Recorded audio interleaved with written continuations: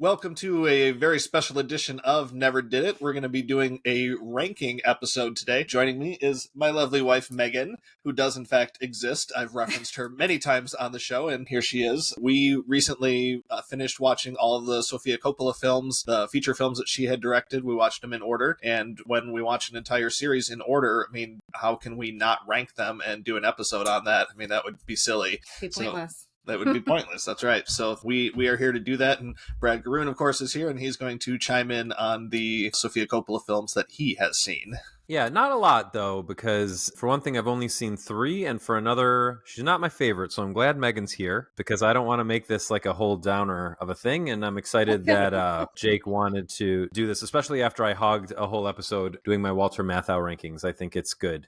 It's good for people to not hear my voice too much for one of these. So, all right. Her first movie I actually have seen. She did this thing called Lick the Star. I didn't know that existed until just now when you guys were talking about it before we went on the air. Have you seen that?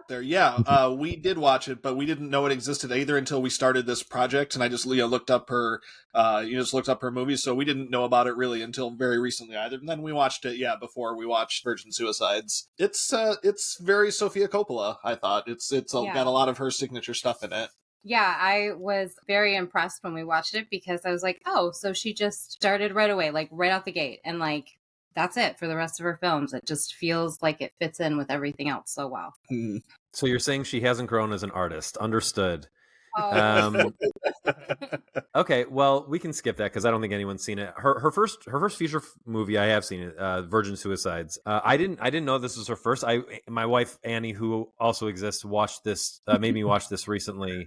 It takes place in Michigan, but no one has a Michigan accent, which I find very irritating. What do y'all think? I'm not going to rank these because I have seen so few of them, but where does the Virgin Suicides rank for the two of you? Well, this one is number 2 for me. Yeah, number 2 for me also. When did you first see it? Like, what was your first time with it? Well, I think the first time I watched it was with my family. It might have been with my mom because it was on like HBO or whatever at the time. And I was instantly drawn to it. It was like a magnet, like the whole story, like about the sisters and the boys being like really obsessed with them and just fascinated with them. I was infatuated by their infatuation with the girls. It was just a really compelling story. And it takes place in Michigan, and like we live in Michigan, and I was pretty young at the time. So I was like, oh, it's cool. I knew it was based on a book, but I never read it. I just really love it. It really captures the isolation that you can feel when you have strict parents, because there's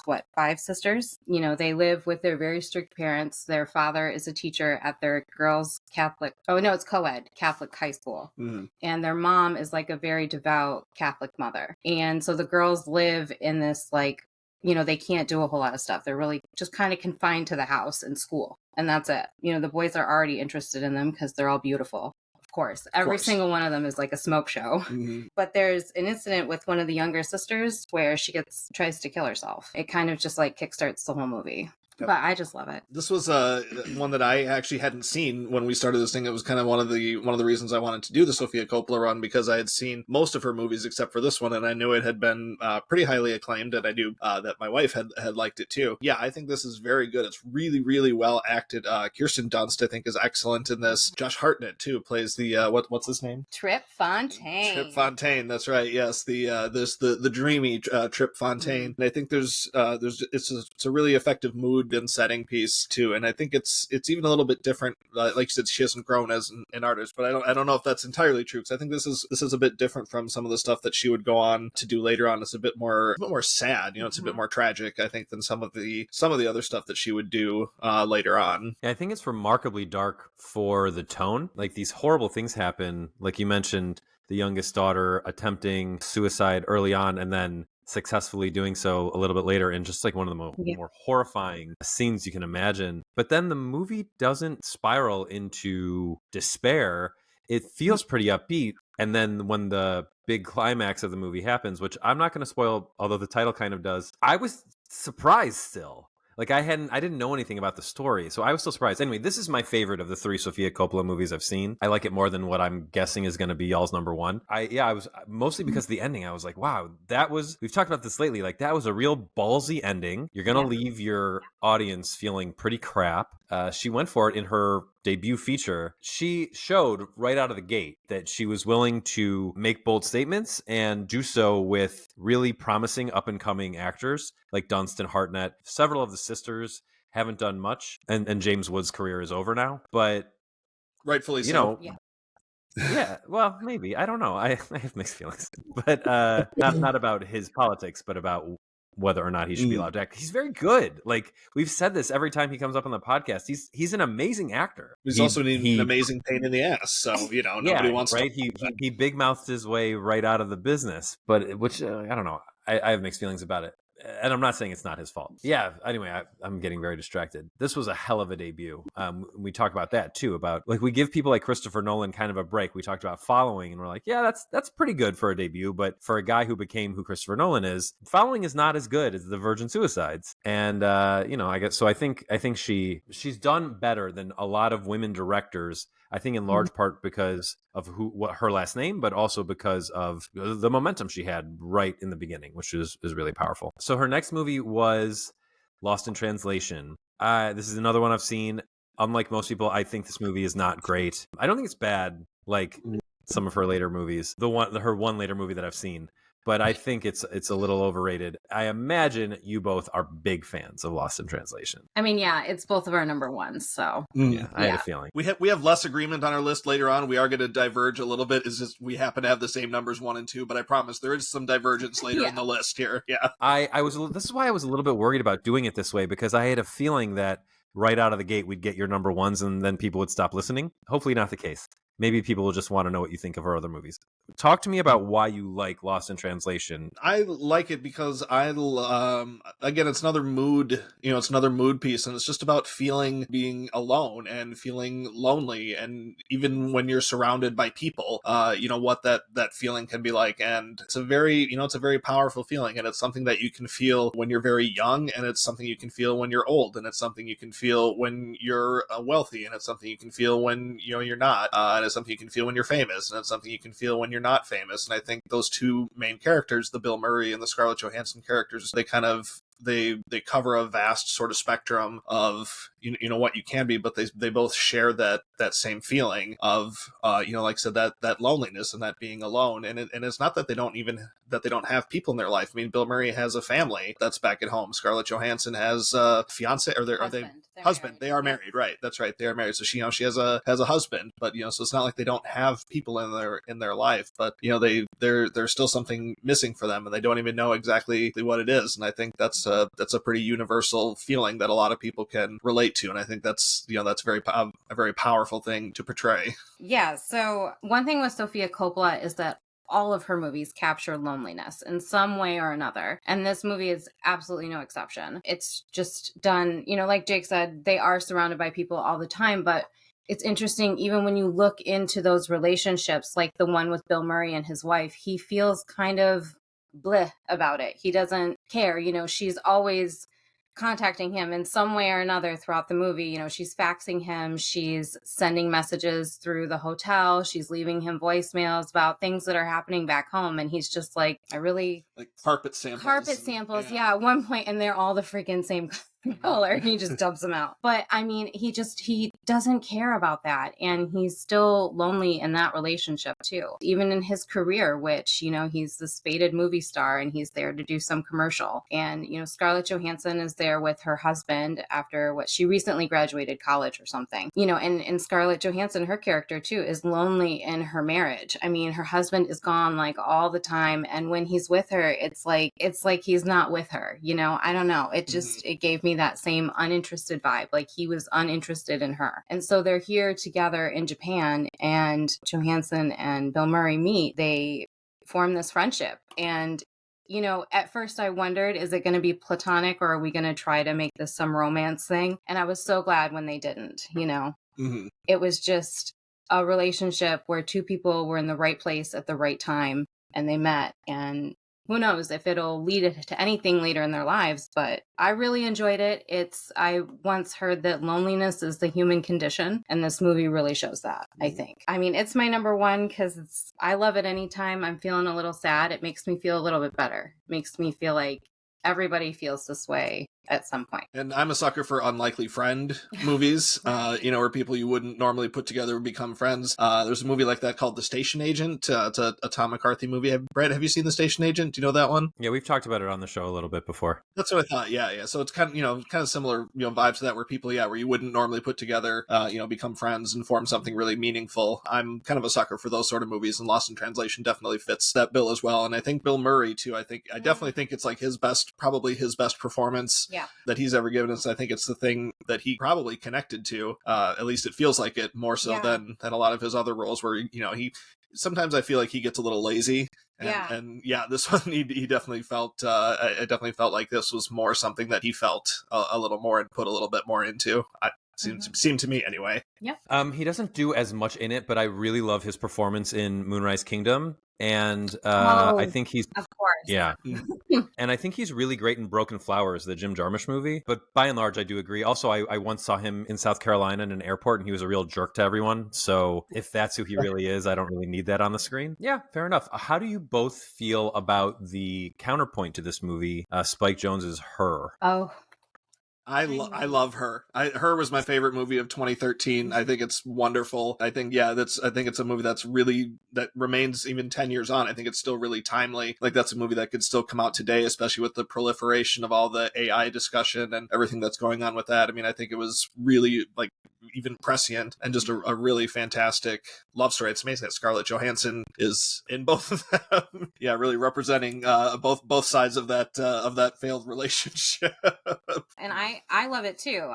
We watched it together maybe like a year ago. It was a while ago, I remember. And it doesn't matter because all I remember is at the end we were both on the couch crying. But no, I love it as well. I think all the things you do really about it. It's timeless now. I think it's a movie that really holds up. And like Joaquin Phoenix is, Joaquin's usually a lot of his movies, you remember him for like being really like creepy or weird in some way, and this one it's just such a grounded performance for him, and I think it's my favorite performance of his, and he's got a lot of great ones. Mm-hmm. I agree. I love Her a lot too. I think if you're looking for another grounded Joaquin performance, James Gray made a few movies with Joaquin that are all really good, and they all kind of take place in like Jewish Brooklyn. And Two Lovers, I think, is probably the best Joaquin. I don't know if have you seen that, Jake? I haven't, no, but I know what you're talking about. It's been on my radar. All right, cool. Our next movie up is a movie that I was going to watch last night, so I could be a little bit more on y'all's level, but instead I didn't. Instead, I watched just I don't know, just some animated short. I'm still going through all the Oscar-winning animated shorts, but it's Marie Antoinette. 2006's Marie Antoinette, which on the surface, like in the trailers, looks like the most fun. Looks like it's going to be maybe the most fun of her movies, maybe that or The Bling Ring. But anyway, talk to me about Marie Antoinette. Megan, where does it fall on your list? Okay, so this one is number 3 on my list. It's very, very close to my heart. I really love this movie. It came out in 2006?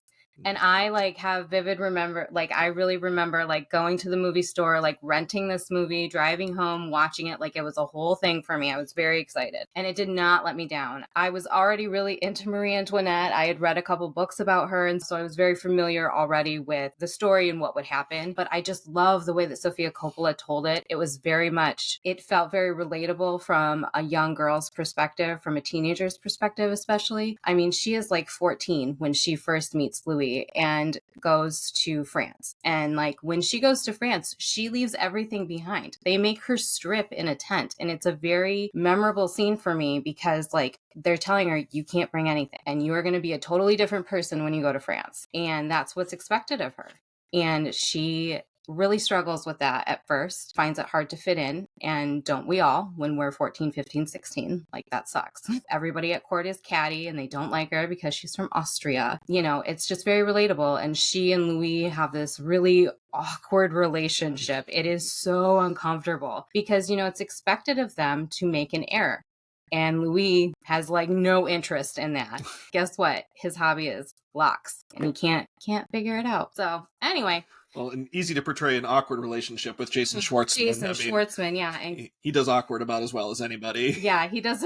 Yeah, he does a really good job. And then, Kristen Dunst is Marie Antoinette. So they have a really nice, like, I really loved their chemistry, even as, like, it felt more like brother-sister than like lovers, but It was appropriately awkward. Yes, like, it was awkward in the correct way it should have been. Yeah. Yes. The soundtrack to this movie, it got me right into indie music. Like, it's just it's banging. Like, it's so good. And, Sofia Coppola puts those modern songs into this movie in, like, what, the 1800s? Like, Or says it 17? 17, yeah. And there's some other details that I really love, she kind of sneaks in. There's like this scene where Marie and her court are like ordering new clothes, basically, and they're trying them on. It's a very lavish scene. And if you look, you can see like a pair of hot pink Converse like in the corner. And it's one of those things that you don't notice unless it's kind of like pointed out to you, but like it brings it kind of like into the now, into now.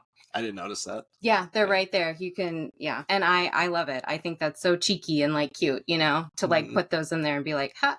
It's just a very good film about, again, being lonely. Marie Antoinette was very ostracized when she was in court. And then later as a queen, she was so out of touch. Like, she and Louis were both really out of touch with their community. And I mean, obviously they hated him because they overthrew him. And then there's that last scene. And, Sophia just leaves us with a picture of like their bedroom just destroyed. And it's so haunting. And I remember like watching it for the first time, and it just shows you that. And then it's the credits. And I had to go back and like watch it again and one more time, because I was like, that is so like, it's such a way to end it, because there's so much more, but to end it there, that was good enough. Obviously very passionate. I love this movie. It would have been number one, but yeah, it's so hard. Yeah. This one's a little bit lower for me. I have it at number 5, but I still do enjoy it. I think there's a lot to like about it. I mean, the sets, the costuming, all that stuff, I mean, is just top of the line. I mean, that stuff Coppola movies generally do very well. I believe that was its Oscar nomination too. I believe it was in costume. So yeah, I mean, all really good with that. Kirsten Dunst is, again, very good in this, and her and Jason Schwartzman, yeah, are very good together. And I do like a lot of the supporting performances as well. My only issue with the movie is that when it gets kind of into the last third, the tone kind of gets a little muddled between what they're doing with what they had going earlier with like kind of the party fun atmosphere, which, like I said, this is a really fun movie for a lot of it. And then the last third, the tone kind of changes kind of drastically and kind of turns into more of a history lesson than the rest of the movie was. And it feels a little bit kind of jammed together in a way that was a little bit awkward. But for the most part, I do really like this movie, and it is quite a bit of fun and very, like I said, very cool to look at. Yeah, the soundtrack is banging. It's a cool movie. I was not a teenage girl when it came out, so I don't have that kind of connection to it. But yeah, it's a good one. I like it. All right. Well, next up is a movie I've never seen and really don't know anything about, except that it sort of sounds like After Sun, but maybe less dour. So that's Somewhere. Jake, tell me about Somewhere. What is it about? What do you think of it? Yeah, let's talk about Somewhere, because this was, along with Virgin Suicides, this was the other Sofia Coppola movie I hadn't seen when we started doing this. It stars Stephen Dorff as I guess he's still an actor, but he's kind of a down on his luck actor. I guess he's not really doing a whole lot of work. I guess he's just kind of lazing his days away, drinking, smoking, kind of doing whatever. And then his daughter comes for a surprise visit, so he's going to spend some time with his daughter.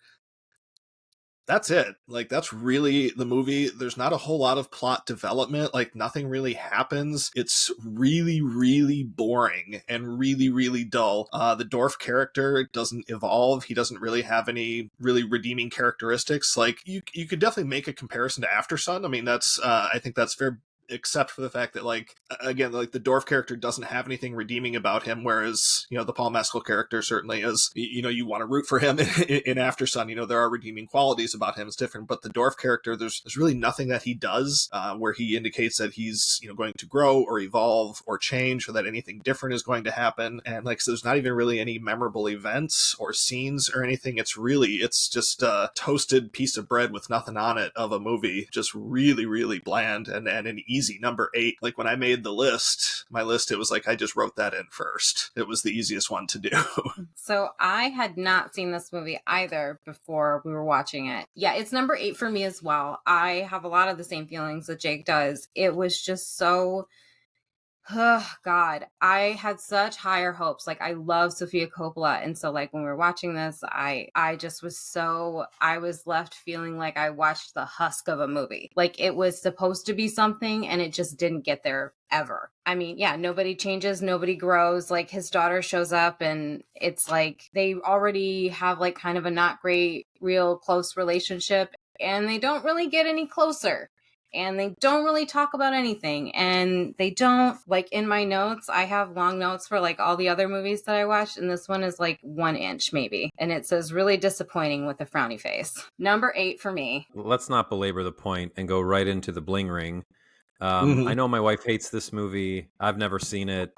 Uh, what do y'all think about it? I'll go on this one. This is my number 7 movie. I don't hate it, but I don't particularly like it either. I think it's a little dull, even though it does kind of have a more of a party fun atmosphere also is what they're going for. But I think the characters are all just blank slates of nothing. And I don't find anything that they're doing interesting. And I don't find their motivations interesting. And I don't find really their resolutions to what happens interesting. The one thing I do kind of like about the movie, and the one thing that kind of carries it for me and makes it at least worth watching. I've seen it, I think, twice now, and that's I'm good. But the one thing that makes it okay is like Emma Watson is very good in the movie, and she's obviously going for something like way different than the Hermione thing that she's known for, and I really like her performance in the movie. I think she's very good, and obviously, I wanted to get out from under the shadow of her famous role. So she's very good in it. I appreciate what she's doing in it. Like I said, I've seen much worse movies. It's only like 90 minutes long, moves along at a decent clip.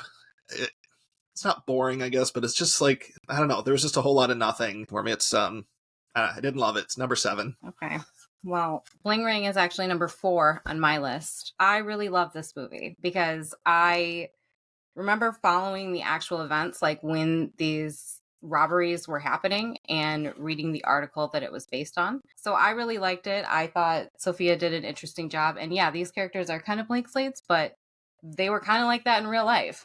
They're teenage kids who robbed homes because they could. And they all came from means of wealth for the most part. Their parents were in the business, like they were rich by their own means, whatever. And they just did these things because they could. And they had a great time doing them until they got caught. And that's pretty much what the movie is to me anyway. Yeah, I really like, there's a scene where they when they first start stealing and they go and they steal from these cars that are just parked outside. And the first note I have is rich people are dumb in all caps. And it's like this movie kind of shows that. It's just, I didn't take it very seriously. I just had a fun time. Like I said, I thought that it was also, about loneliness and, Mark, the male character, he is new to this school and meets this girl, and that's kind of and that's what starts everything. Is he just wants to fit in, and I believe he's like closeted when they meet, right? Yeah, of course. Yeah.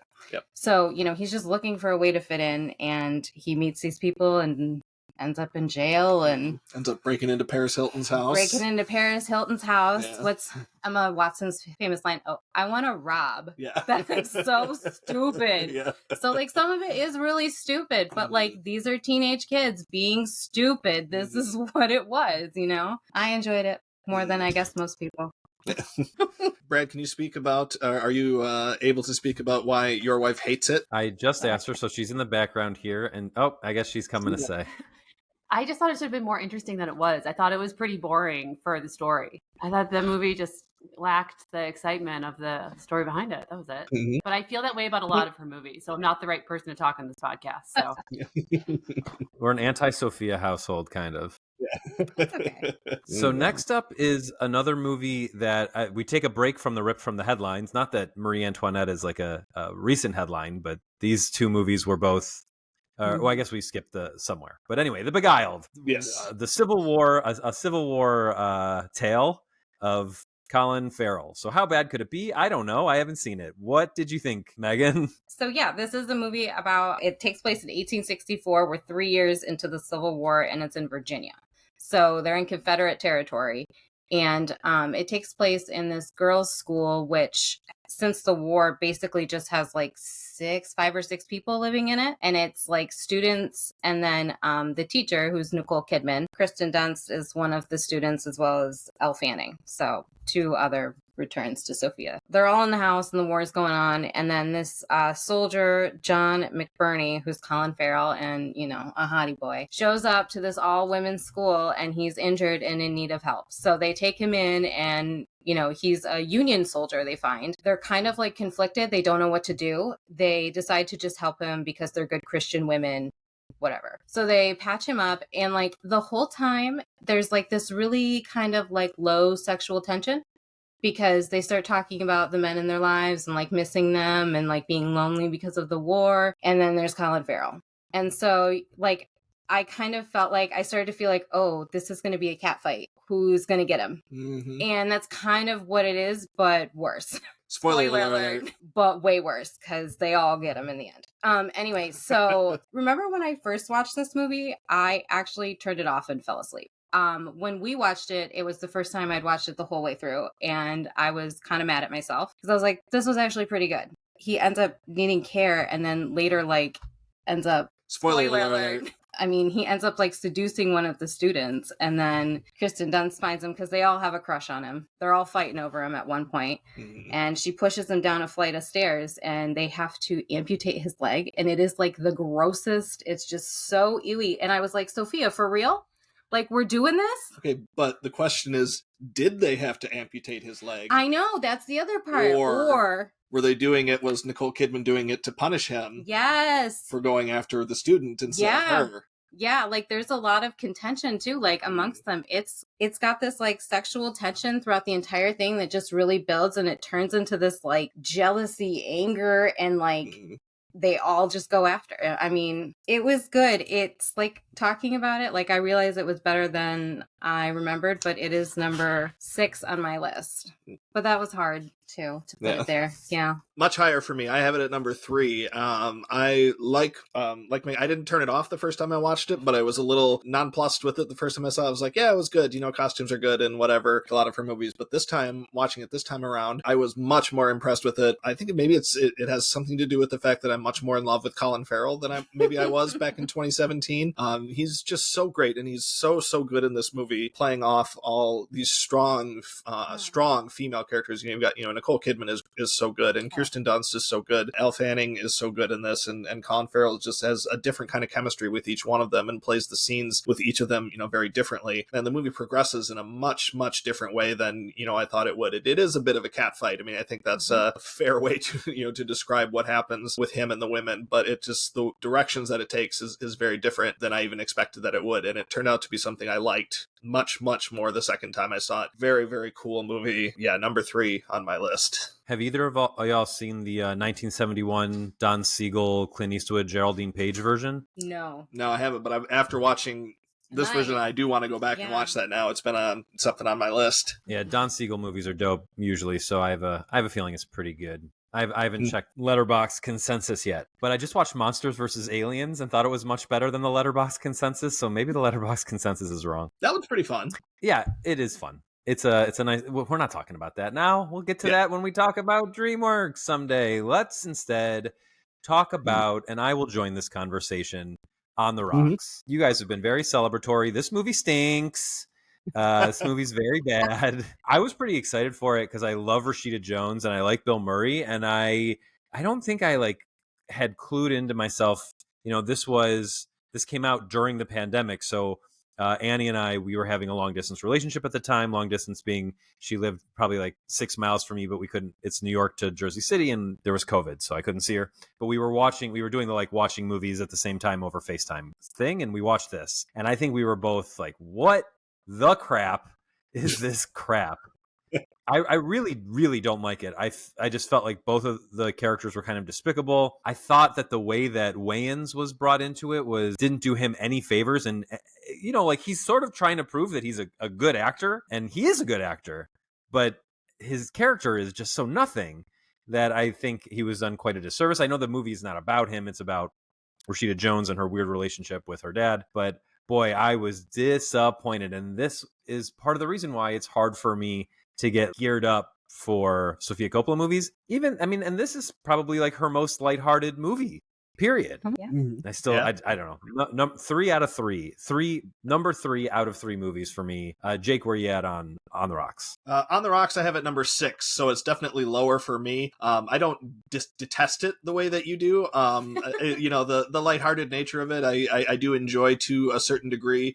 I'm also a bit of a sucker for father-daughter stuff, just because I have a daughter, so I mean, and that stuff usually connects with me at least on some level. And to some degree, I thought it was fun. I mean, at some point, I'm like, okay, these plans, these plots, these things that you guys are doing are stupid. Stop doing these things. But I enjoyed it to a degree. What I really didn't like, the resolution at the end of the movie, it takes place in like 10 seconds, and it was just so rushed, and so just did not feel earned at all after all the buildup that they had given it. And yeah, the Marlon Wayans character didn't really develop him much at all. Didn't feel like an actual person, more just like a kind of a plot device. And that's why I think the resolution at the end didn't really feel all that great, because he didn't feel like a real person, so it wasn't that ultimately satisfying. So I don't feel like it's a bad movie. I feel like it's an okay one. It's my number 6. Yeah, so this one is number 7 for me. I really didn't care for it either.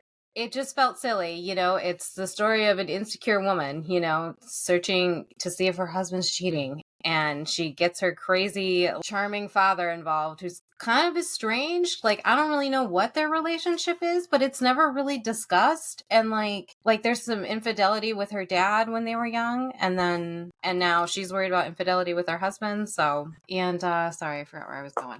Fine, the movie's quite forgettable. Yeah, it is. It really is. I mean, it just feels silly. It's like this wild goose chase to see if her husband's cheating, and then he's not, and they have to have a talk about it. And yeah, it's just rushed. And it's like this whole crap could have been avoided if you just would have talked to him about it for real in the first place. Because I think she tries to talk to him about it, but she just like does it in such a roundabout, weird way that it's like he doesn't really know what she's asking, If anything, it was just a lesson to like talk about my stuff before it becomes a wild goose chase to Mexico with my estranged father. Spoiler alert. Only to find out everything's okay. Yeah. Like, what? Yeah. This was produced by Apple with A24, and I think it's very indicative of like what Apple movies would be, which is big stars, big production, big directors, and like not the best work that these filmmakers have made. Even like something as big as right now, Alfonso Cuarón has a new miniseries out with Cate Blanchett. Very excited to watch this, but like I'm willing to bet that this is not Children of Men. I'm willing to bet that this is not Y Tu Mama Tambien. That's what I'm willing to bet it's not The Prisoner of Azkaban. Maybe it's The Prisoner of Azkaban. Maybe it's as good as Prisoner. Is that the best Harry Potter movie? Yeah. Oh, okay. Yeah. Kind of a low bar there. There's really only one other Harry Potter movie that's good. The last one, and then the rest are like varying levels of that was all right. So then you get to like the first one and the second one, which are like that was probably not good. I like the first two. It's been a while since I've watched them, so I don't know. Okay, well, agree to disagree. I mean, I like the fourth one. I love Cowboy. Yeah, the fourth one's pretty good. Yeah. Fourth one's pretty good. It probably goes 3, 8, 4, 7, and then who cares? Okay, I know Annie watched Priscilla. Which is Sofia Coppola's latest movie at the time of this recording, on an airplane, turned to me and said, that was okay. I haven't seen it. Your thoughts on Priscilla? Priscilla, I think, is pretty good. It's number 4 on my list. It is one of the least, I would say, stylized of her movies, where it's a little bit just more straightforward in the story that she's telling about the young Priscilla being pursued by a too old Elvis Presley. And it is weird that he did that. And I don't know, I think sometimes maybe we don't pay enough attention to the fact that Elvis was weird and creepy. And I think the movie does at least does pay a little bit of attention to that fact that she was very young when he was pursuing her. But I think the movie does a good job telling that story. The two leads, Kaylee's name's Spaney? Yes. Kaylee Spaney.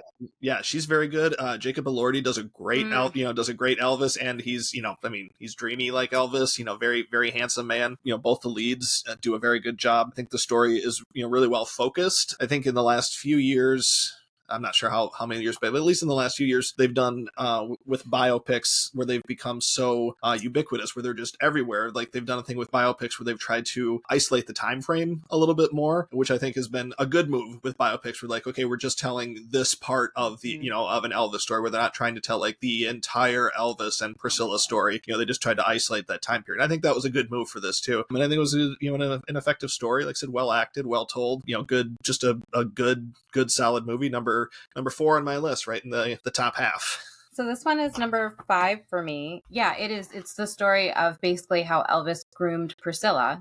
And she was 14 when they met and he was 24. So don't forget that. It's really weird. One thing that I do remember in the movie is that her parents are clearly uncomfortable with it.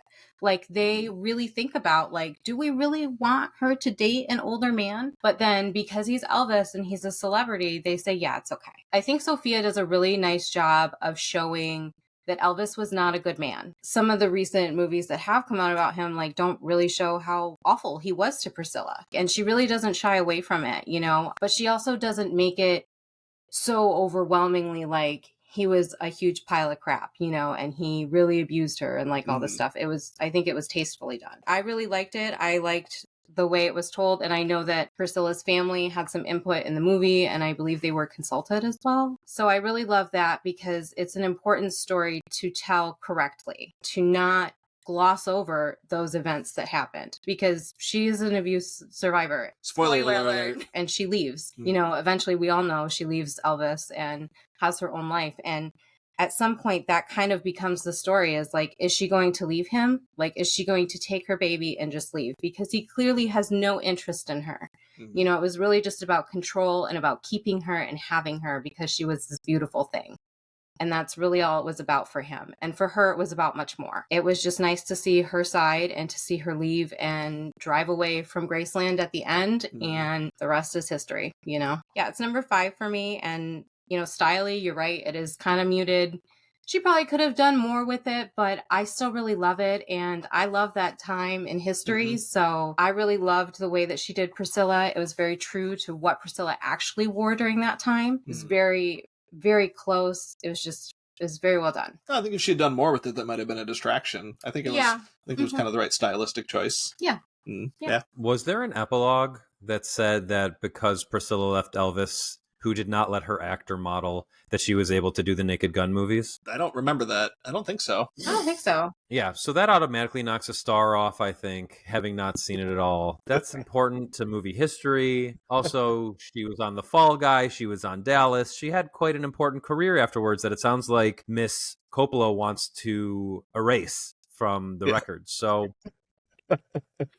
you can make your restrained timelines all you want, but you have to include the important things. Do we know what's up next for Sofia Coppola? No, I have not heard anything on a next project. The only other thing that she's done is that dumb Bill Murray Christmas special that I watched once and immediately forgot about because it was not interesting or funny. But yeah, I have not heard anything about her next project yet. And she tends to take several years between things. Like, I mean, it was on the Rocks to Priscilla was like 4 years or 3 years.